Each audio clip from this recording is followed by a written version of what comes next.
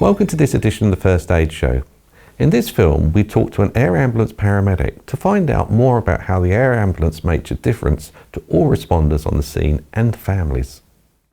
Yeah, the air ambulance charities are self-funded. They have to rely on the generosity of the general public, and people are fantastic supporters of the air ambulance because we know that it makes such a difference. In a way, there are some benefits about them being independent from the NHS because they can govern themselves and they can stretch how they advance their medical skills and science and take the latest technology and the latest medical advances to the patient. So that's quite liberating for a charity. And we absolutely know that these air ambulance teams are made of the most highly skilled and best in the business. So when they turn up on scene and they manage the scene so brilliantly, it's just incredible to watch and work with them and learn from them and learn from their skills. If the helicopter is coming to scene, absolutely the people that we have to look out for and be guided by are the pilots.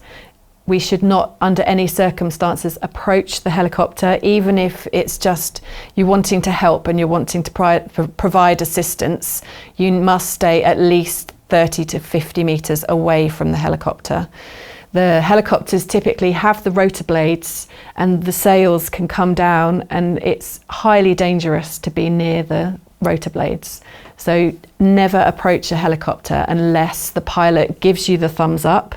And in that circumstance, there's a specific area of the helicopter that you approach.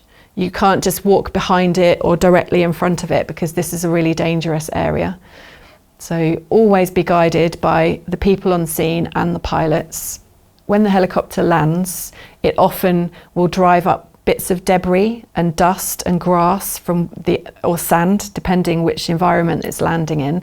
And it's very important that if you have small children, pets, loose articles of clothing or bits in your hand, that you hold on really tight, because the force of the updraft will take those, and often bits will fly into people's eyes or cause damage to the helicopter.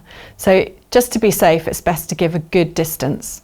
In my capacity as a paramedic with an ambulance service, but also being lucky enough to work for an air ambulance charity, I have the privilege of getting to meet families that have been helped and that have benefited from the air ambulance going to a loved one.